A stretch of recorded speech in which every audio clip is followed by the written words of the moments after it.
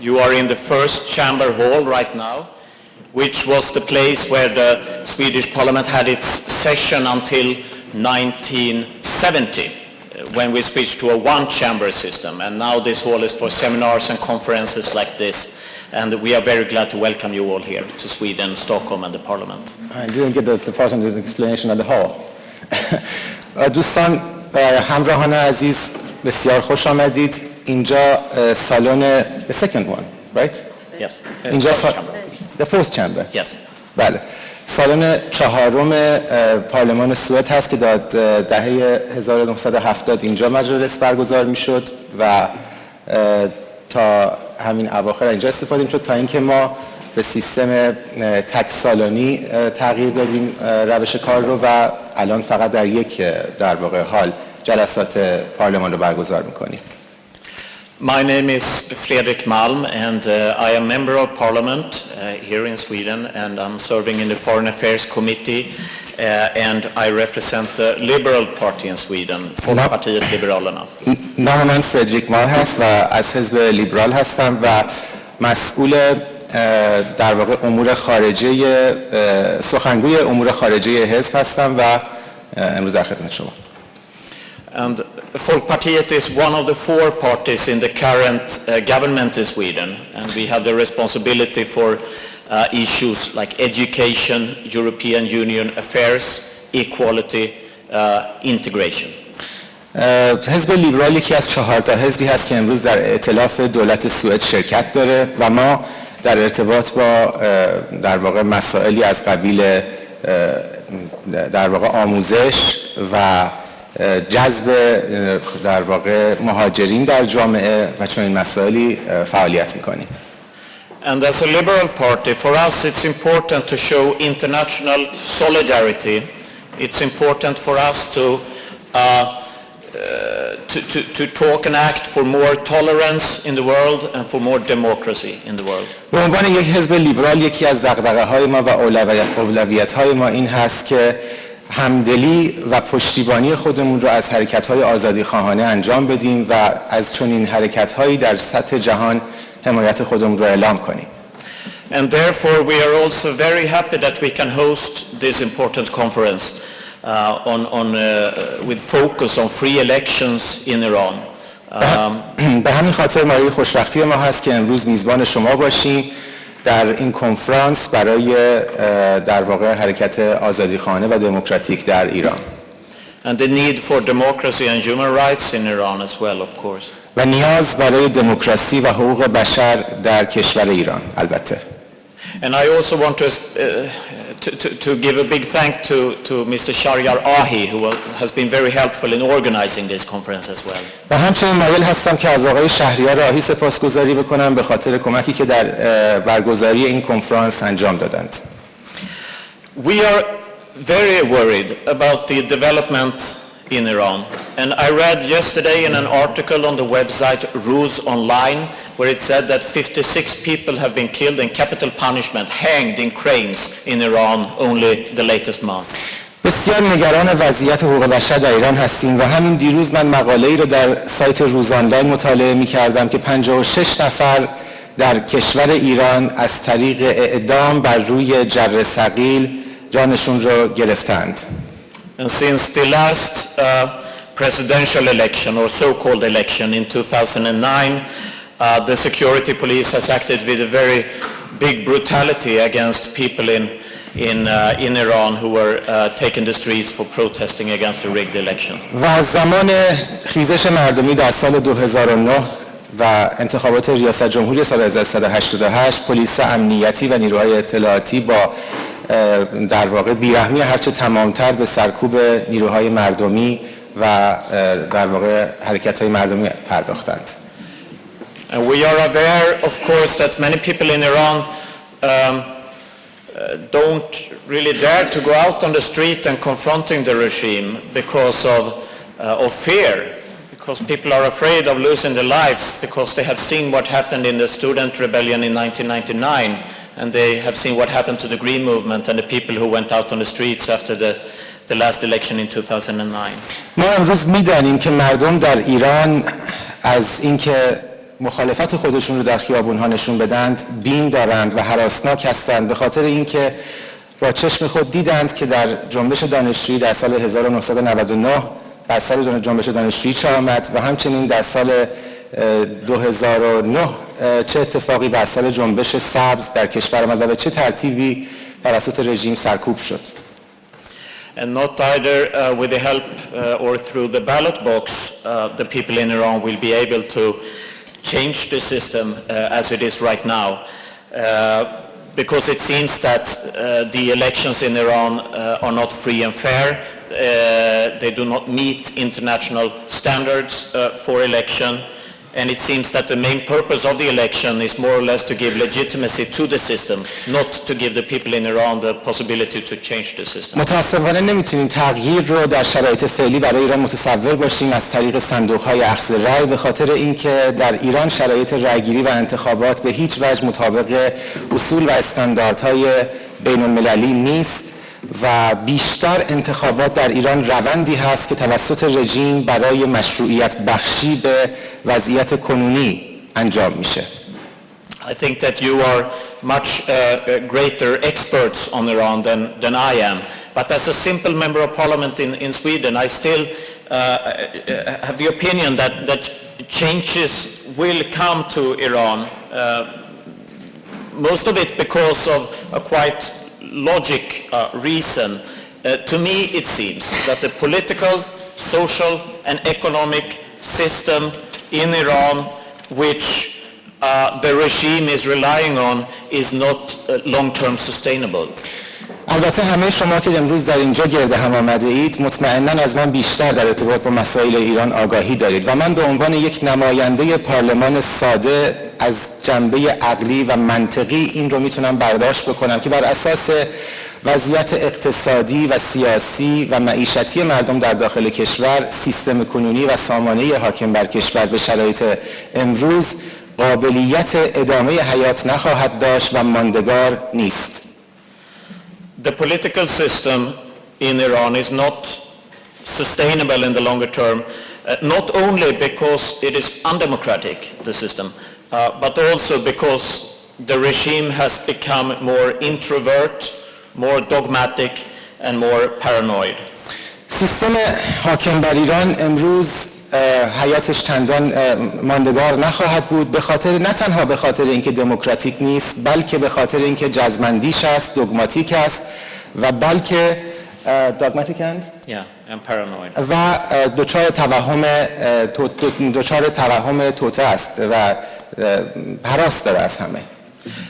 People who were earlier part of the system or included at least in the definition of the regime are now excluded from it. Presidential candidates are in house arrests. Relatives to them are captured by the police. Earlier presidents are banned from their candidacies in the presidential election. کسانی که دستن در کار و بانی سیستم کنونی حاکم بر ایران بودند امروز خودشون از سیستم ریزش کردند. کسانی که سابق بر این مقام‌های مانند ریاست جمهوری رو داشتند امروز در حصر هستند. کسانی که کاندیدا و نامزد ریاست جمهوری بودند امروز حق شرکت در انتخابات رو ندارند و از حقوق خودشون محروم هستند. And a big part of the population in Iran don't have legitimacy in the system or don't believe in the politicians in the country really. و بخش بزرگی از جامعه امروز ایران و جمعیت امروز ایران به نظر میرسه که باور خودش رو به مشروعیت نظام از دست داده و دیگر همراه این سیستم نیست. And not only the political system is not long-term sustainable, either is the economic system sustainable in Iran. The old Qajar kings, they gave away the Persian oil to Western companies, and it seems that the leadership in Iran today, they don't give it away they are not allowed to sell it now, but still the leadership in Iran misuse the economic, the money of the country, and it's a very big problem for the economy in Iran.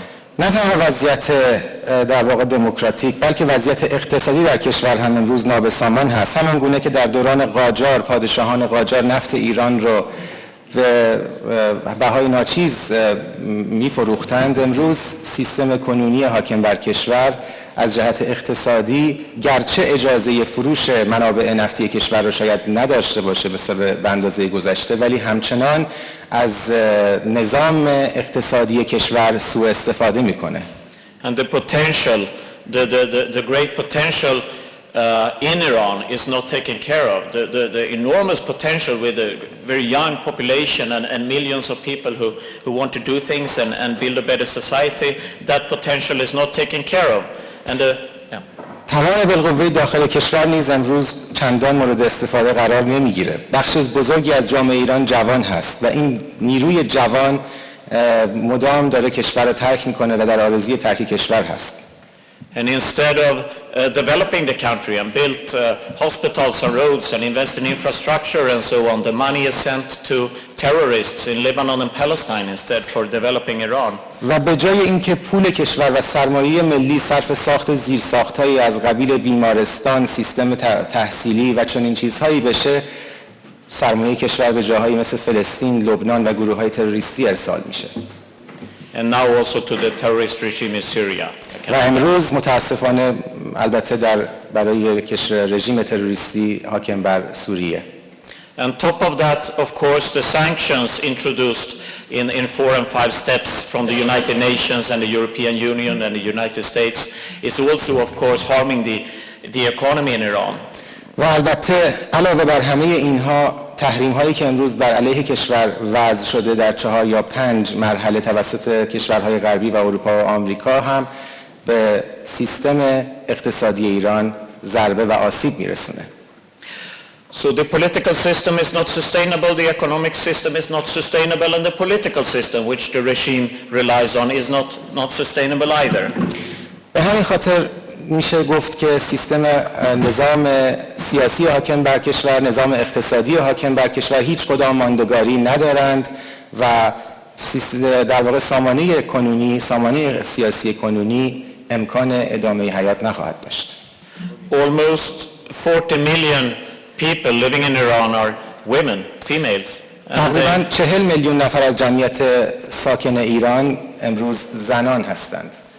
And they live as second-class citizens.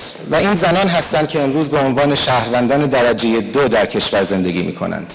And the religious laws and regulations and taboos, of course, affect all people in Iran, but especially it harms women very negatively. و قوانین و مقررات مذهبی حاکم بر کشور امروز بر همه مردم تأثیر سوء خودش رو میگذاره، ولی بیش و پیش از همه این زنان هستند که آسیب پذیر هستند از چنین قوانین و مقرراتی در کشور ایران. And with a big young population in the country, which could be such a potential, it seems that many of the young people in Iran, most of all, want to leave the country now to seek the opportunities in other countries. با یک نیروی جوان و جمعیت جوانی که در کشور وجود داره، اینها میتونن یک قدرت و یک نقطه مثبت بالقوه‌ای برای سازندگی در ایران باشن، ولی به نظر میرسه که امروز این جمعیت جوان خواستی جز ترک کشور رو نداره. And in Kurdistan and Baluchistan and Azerbaijan and also Kyrgyzstan and other places, many people are not fully respected for their ethnicity and their identity. در کردستان، بلوچستان و آذربایجان بسیاری از مردم هستند که به خاطر قومیت و ریشه های قومیشون مورد احترام نظام حاکم نیستند. So there are such great challenges for a democratic movement for a free Iran to discuss and to find solutions for. به همین خاطر میشه گفت که چالش‌های بسیار زیادی بر سر راه دموکراتیزه کردن ایران و آزاد شدن کشور وجود داره و به چشم می‌خوره برای روند دموکراسی خواهی در کشور. And for 2 days we will discuss these very important issues. What characterizes free elections, for example? How could it be organized and how can it meet international standards? و این 2 روز کار ما این هست که در ارتباط با همین مسئله به بحث گفتگو بنشینیم و ببینیم که در انتخابات آزاد شاخصه های یک انتخابات آزاد چه هست و روند برگزاری چنین انتخاباتی در ایران به چه ترتیب قرار هست که به پیش بره. And women's rights and children's rights and minority issues and economic issues and several other topics will be discussed during this weekend. حقوق زنان، حقوق اقلیت‌ها و چنین چیزهایی و حقوق در واقع مردم چیزهایی هست که در این چند روز مورد بحث قرار خواهیم داد. And I will tell you something. I often hear from people when I talk about conferences and seminars and so on, that people are saying that, oh, not another one, not another conference, another seminar. This will not lead to anything. You will just sit there and discuss. یه چیزی بهتون بگم، من تا به امروز از خیلی ها شنیدم که وقتی یه حرف از یک کنفرانس دیگه میشن میگن ای بابا باز یک کنفرانس دیگه، باز یک گرد همایی دیگه، باز یک نشست دیگه، از این نشست ها و کنفرانس ها چیزی در نمیاد. But the day changes will come. Then the Democrats and the democratic movements need to be organized and prepared. اما این رو مطمئن هستم که تغییر و تحول و روز تغییر در پیشه و خواهد رسید و محتومه و روند دموکراسی خواهی و نیروهای دموکراسی خواه میبایست سازماندهی شده و آماده چنین روزی باشند. It is impossible to build democracy without Democrats. It's totally impossible. در واقع دموکراتیک سازی بدون وجود دموکرات ها و نیروهای آزادی خواه امکان پذیر نیست. And democratic minded people need to meet, to discuss, to change opinions, to settle issues which they don't agree on, and to learn to compromise. و کسان و نیروهایی که ذهنیت دموکراتیک دارن میبایست دور هم جمع بشن، به بحث و تبادل نظر بپردازند و در ارتباط با اون مسائلی که بر سر اونها توافق ندارند به توافق برسند. And a democratic movement which is not united and which is not prepared will very easily be crushed by authoritarian populists like for example Mr. Morsi in Egypt. و روند دموکراسی خواهی و آزادی خواهی که سازماندهی نشده باشه و متحد نباشه و اتحاد درش وجود نداشته باشه این خطر رو داره که در معرض سوء استفاده نیروهای پوپولیست و عوامگرا قرار بگیره و توسط چنین نیروهایی سرکوب بشه و از هم بپاشه، همچنان که در کشوری مانند مصر شاهد بودیم توسط آقای مرسی و نیروهای اطراف ایشون اتفاق افتاد. Therefore, this is not just another seminar or conference. This is an important seminar and conference to building bridges between different groups and discuss important topics and be better prepared for a situation which might occur in Iran in a few years from now. از این جهت باید بگم که این کنفرانس و این گرد همایی با مانند گرد همایی‌های دیگر نیست، اهمیت دارد و برای این مقصود انجام می شود که پلی بزند بین نیروهای مختلف ایرانی، نیروهای دموکراتیک ایرانی و آماده کنه این نیروها را و سازماندهی کنه برای دموکراسی و آزادی که در پیشه. And I want to send a signal also a message from Sweden, from all the Democrats in this country to the people inside Iran. من مایل هستم که اینجا یک پیامی هم از طرف تمام نیروهای آزادیخواه و دموکراتیک در سوئد برای مردم ایران بفرستم. We support your demands for freedom. We support your hard work for democracy and we suffer with you also when we see the oppression which you're living under from the regime. ما از خواست شما و تلاش شما برای رسیدن و نیل به آزادی پشتیبانی میکنیم و زمانی که سرکوب شما رو میبینیم ما نیز عذاب میکشیم، ما نیز درد میکشیم و در کنار شما برای رسیدن به آزادی ایستادیم و پشتیبان شما هستیم. When we see boys hanging in cranes in Iran, و زمانی که ما پسرکان جوان رو می‌بینیم که بر جر ثقیل‌ها در ایران آویزان هستند و اعدام شدند، when journalists are tortured and opposition figures are killed or has to go into exile, وقتی می‌بینیم که خبرنگاران شکنجه شدند و نیروهای مخالف و اپوزیسیون به تبعید فرستاده شدند، and when trade unionists are not allowed to bring up important social issues. وقتی انجمن‌ها و اتحادیه‌های اجتماعی و مدنی اجازه تشکیل و حق سازماندهی ندارند در جامعه، the rest of the world cannot just stand beside and look and don't do anything. بقیه دنیا فقط نمیتونه بی حرکت بایسته و در سکوت فقط نظاره‌گر این شرایط باشه. In Sweden we have had democracy and freedom for 100 years and we have not been into war for 200 years. در این کشور در سوئد 100 سال هست که ما از دموکراسی و آزادی برخوردار هستیم و 200 سال هست که در هیچ جنگی وارد نشده ایم. Well, our neighbor is Norway and not Iraq, by the way. خوشبختانه همسایه ما نروژ هست و عراق نیست، درسته. Yes, and our other neighbor is Finland and not Afghanistan. همسایه بعدی ما فنلاند و افغانستان نیست البته. Yes. So if we can give support and show solidarity with people in other parts of the world who are oppressed by the dictatorial regimes, it's important that we do that. اگر که ما قرار هست که برای مردمان مختلف جهان که در گرفتار سیستم‌های تمامیت‌خواه و استبدادی هستند کمک کنیم و بایستیم، میتونیم چون این کاری رو باز هم انجام بدیم و برای این قصد دوباره بایستیم. So on behalf of Folkpartiet and the Swedish Parliament, I would like to welcome you here to the Swedish Parliament and to our beautiful country, Sweden. از جانب حزب و از جانب پارلمان، مجلس و از جانب کشور ورود شما را به این کشور خیر مقدم عرض می‌کنم. And if you have any questions regarding Sweden or Swedish politics or Scandinavia or European Union or anything like that, feel free, don't mind just asking. اگر هر سوالی در ارتباط با سوئد، پارلمان یا سیاست در سوئد یا اسکاندیناوی، کشورهای اسکاندیناوی و یا اتحادیه اروپا دارید، اینجا در خدمتتون هستم و میتونید مطرح کنید.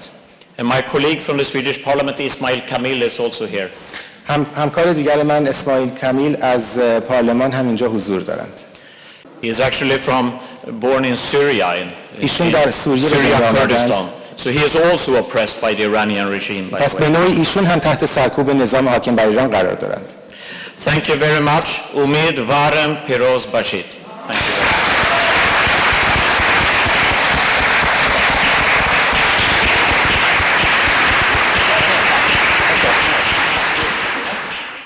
دوستان عزیز، به خانه نمایندگان مردم سوئد خوش آمد. در ابتدا میخواستم تشکر بکنم از آقای فردریک مالم، آقای اسماعیل کامل برای کمک هایی که کردن، برای دلسوزیشون، برای اینکه همیشه حاضر بودن وقتی ما تقاضایی داشتیم. این یه سنتی هست در حزب لیبرال سوئد. اولین باری که من در این سالن حضور داشتم،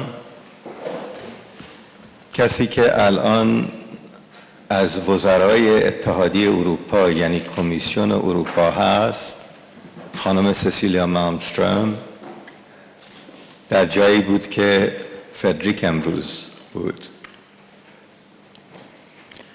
خانم مالمستروم کسی بود که روزی که ما درد یه هموطن ایرانی رو حس می کردیم، یک زندانی سیاسی رو حس می کردیم، اولین شماره بود که بهش تلفن می کردیم و اون بدون ملاحظات و ظریفکاری‌های دیپلماتیک ریسک می کرد، عمل می کرد.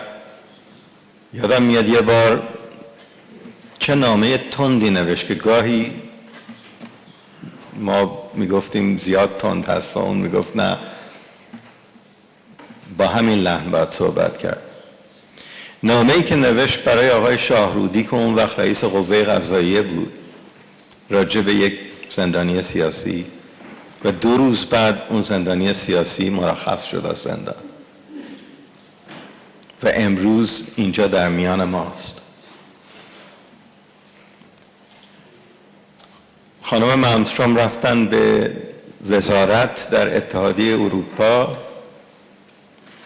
خانم بیگیتا اولسون که رئیس سازمان جوانان حزب لیبرال بودن، حالا وزیر در کابینه فعلی سوئد برای مسائل مربوط به اتحادیه اروپا بودن، آمدن و ما تلاش‌های خستگی ناپذیرشون رو برای گسترش دموکراسی در اقصا نقاط جهان دیدیم. یادم میاد ایشون با چه زحمتی در حراره زیمبابوه کمک میکردن به راه انداختن یه جنبش متمدن دموکراتیک مورگنچنگرای علیه دوست آقای احمدی نژاد، آقای رابرت موگابه. و کاری که امروز فدریک انجام میده، دوست عزیزمون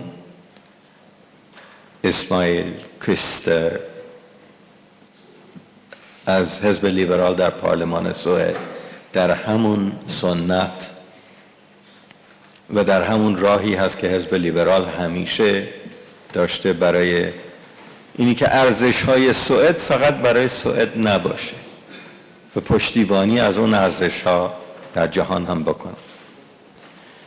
این واقعا برای ما پرقیمت هست، برای اینکه سوئد نمونه یک دموکراسی رو داده به بقیه جهانیان که نادره، از یه جهاتی واقعا نادره.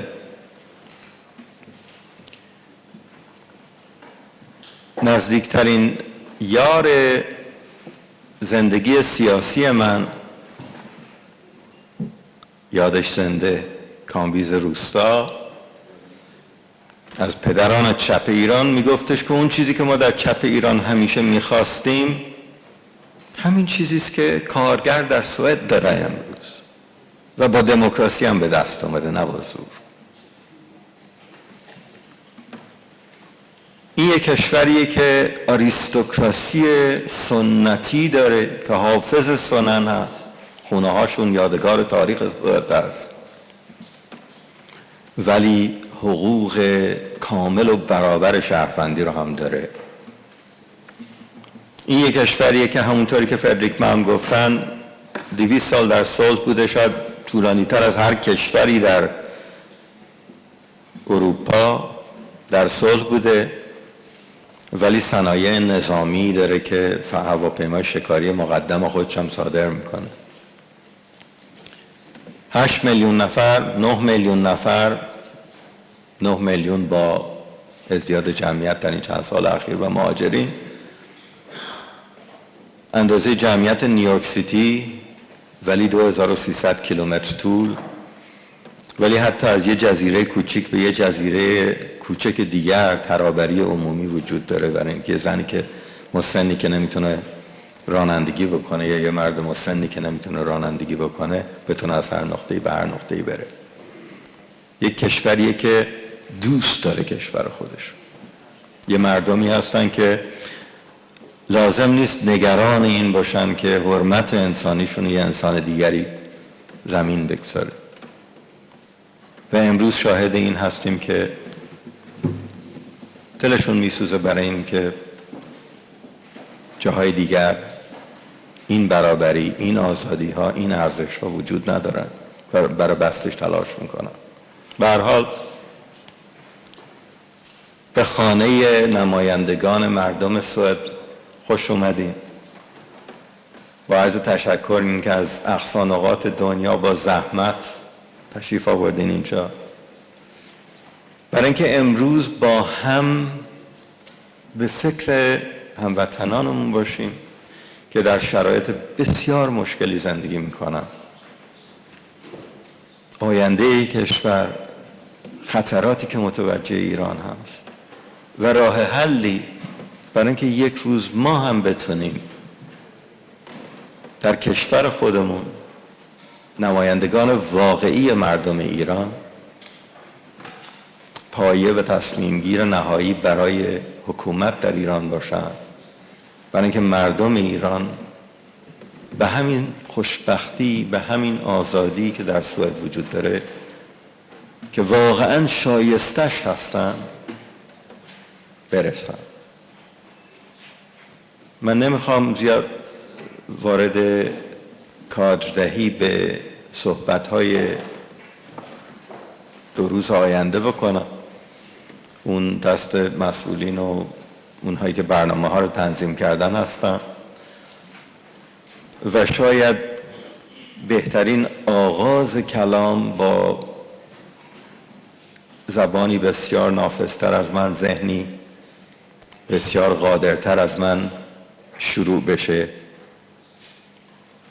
شخصیتی که برای هممون خیلی عزیز هست، خانم مهرانگیز کار.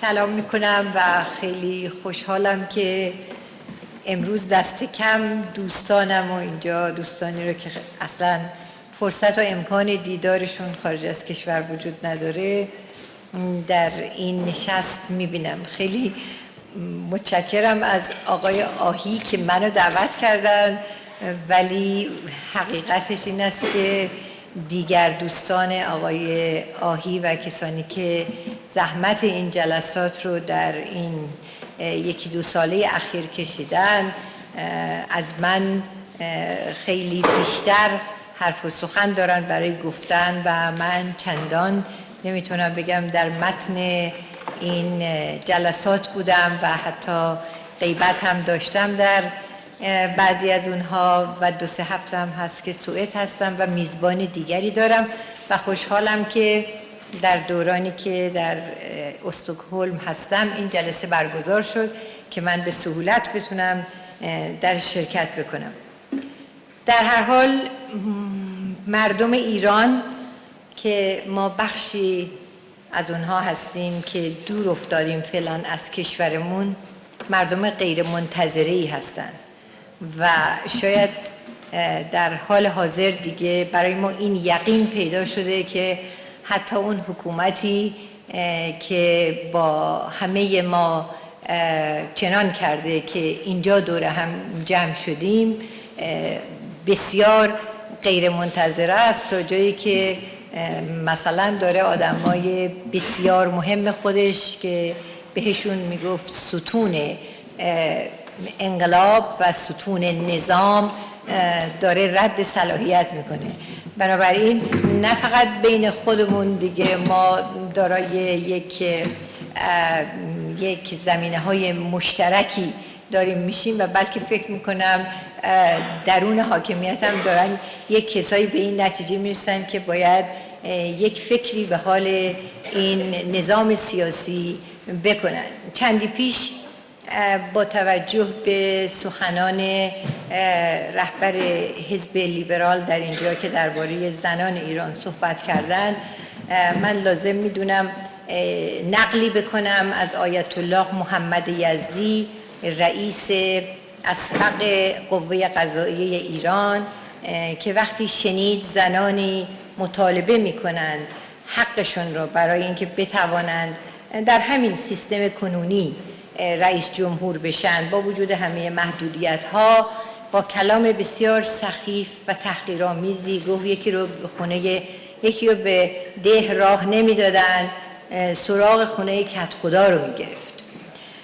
خب وقتی که به هر حال یک مقام قضایی که الان عضو فقیه شورای نگهبان هست در ایران این گونه درباره یک حق بسیار اساسی و بنیادی نیمه ای از جمعیت حرف میزنه، به نظر من کاملا مقبولیت و مشروعیت داره حضور ایرانیانی که خارج از کشور هستند در تمام محافل سیاسی و دولتی جهان و اگر تاکنون منعی بود و کسانی تابو میدونستند یک چنین حضوری رو، از این به بعد به نظر میرسه که بیش از گذشته مقبولیت داره و در جلسه پیشینی که من حضور داشتم و برخی از آقایونی که در این جلسه هم حاضر هستند حضور داشتند مثل آقای شریعت مداری و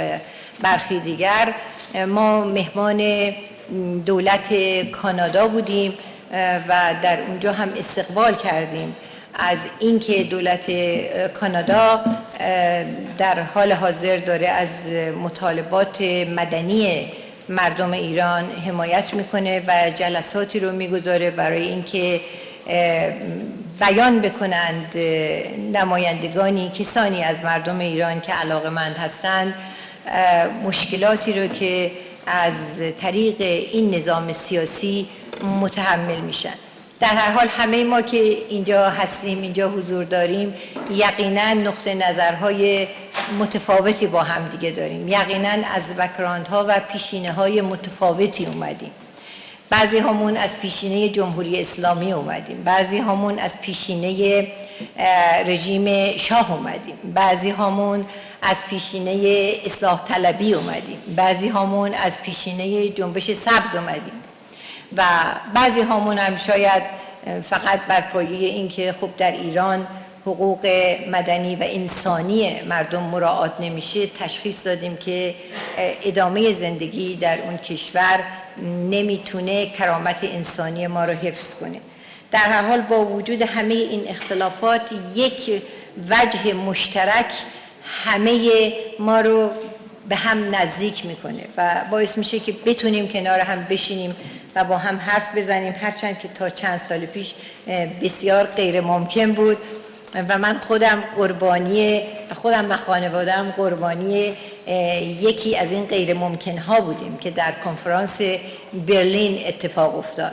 خوشبختانه از اون جوی که در کنفرانس برلین بود بسیار دور شده کامیونیتی ایرانیان خارج از کشور.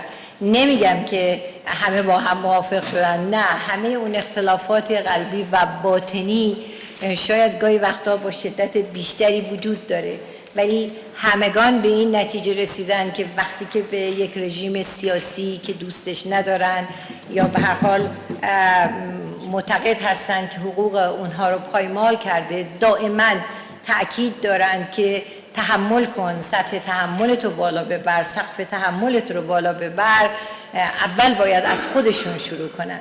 و من خیلی خوشحالم که میبینم ایرانیان حالا در دستجات مختلف، نه فقط در این جلسه، دارن از خودشون شروع میکنن و هیچ مهم نیست اگر با هم دیگه اختلافات بسیار زیادی دارن و واقعا باعث خوشحالی است که همگان دارن دنبال یک پروژه ملی میگردن که بر سر اون اشتراک نظر دارن و خب انتخابات آزاد و رشد و گسترش گفتمان انتخابات آزاد آنگونه که برگزار کنندگان این جلسات به نظر من در نظر دارن و میخوان این 2 روزه هم بهش بپردازن، شاید در حال حاضر تنها کاری است که میشود کرد، ولی حتی انتشار و گسترش گفتمان انتخابات آزاد هم در شرایط کنونی بسیار دشواره. وضعیت ایران در حال حاضر برای مردمی که درون ایران زندگی میکنن بسیار دهشتناک شده از نظر اقتصادی. فضای امنیتی که عموماً اعلام میکنن که در ایران این فضا رو به وجود آوردن به بهانه انتخابات و برای اینکه وقایع 88 تکرار نشه، اینها همه دست به دست هم داده و من دوست دارم اینجا همه شما میدونین ولی اعلام بکنم. درسته که همه ما فکر میکنیم که مردم ایران بسیار متنفر هستن از این صحنه انتخابات، ولی بسیار هم دارن این پرسش رو بین هم دیگه مطرح میکنن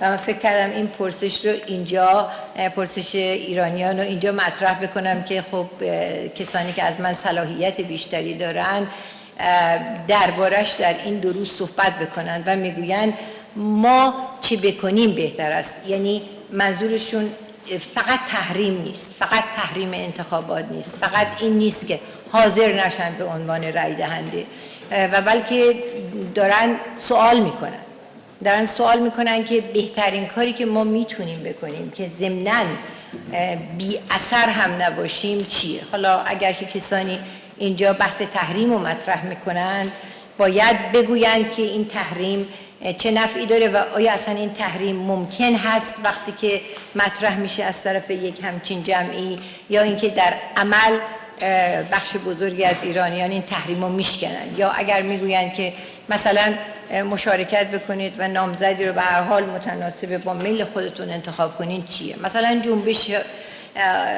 جنبش های فمینیستی یا شاخه هایی از زنانی که به هر حال این سوال براشون مطرح شده این پرسش رو دارن در میون میذارن با همگان که یک جنبش فمینیستی در شرایط کنونی، در وضعیت کنونی انتخابات در ایران اگر چگونه عمل بکنه بهتره. البته باید در نظر داشته باشیم خب نمیتونه اعتراض خیابانی بکنه، اگر اعتراض خیابانی بکنه سرکوب میشه و کسانی هم نمیتوانند توصیه بکنند بالاترین ریسک رو برای ایرانیان پرسشگر.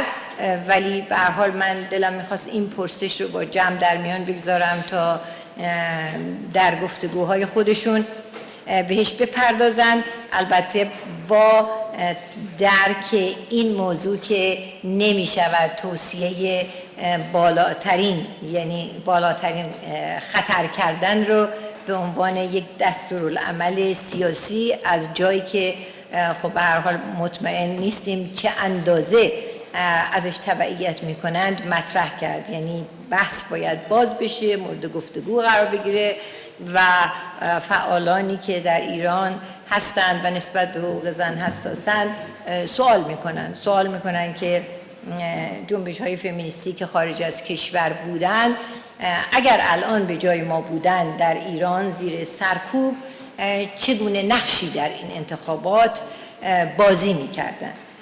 اینها یکی دو تا نمونه از سوالات بسیار زیاده، ولی البته همه ما میدونیم که مهمترین موضوعی که الان در حال حاضر در ایران مطرحه وضعیت معیشتی و اقتصادی مردم ایرانه که کاملا مرتبط میشه با بحث حقوق بشر و شاید به قول کسانی که میگویند از این به بعد بحث حقوق بشر به نظر میرسه که تمرکز بیشتری پیدا خواهد کرد بر روی مسائل اقتصادی. شاید سخن درستی باشه، ولی باز وقتی که میرسیم به بحث اقتصادی میبینیم که خب وضعیت اقتصادی در اون کشور به علت فلج بودن نهادهای نظارتی یا نبود نهادهای نظارتی بر عملکرد حاکمیت ایجاد شده و اگر نهادهای نظارتی مردمی وجود داشتن که میتوانستن سیاست خارجی ایران رو نقد بکنن یا فساد در اون حکومتی رو نقد بکنن طبعا وضعیت به اینجا نمیرسید. بنابراین دوباره برمیگردیم به دمکراسی و اینکه من تبریک میگویم به این جلسه که چندمین جلسه اتحاد برای دمکراسی است و آرزو میکنم که بتوانید ادامه بدهید و یک وقتی ما برخورد بکنیم با سازمانی که این سازمان بتونه بیرون و درون ایران یک پل ارتباطی باشه برای کسانی که در راه دموکراسی و کاهش این وضعیت غلیظ استبدادی و دیکتاتوری کار میکنن. خیلی متشکرم و بیشتر مصدق نمیشم. ممنون.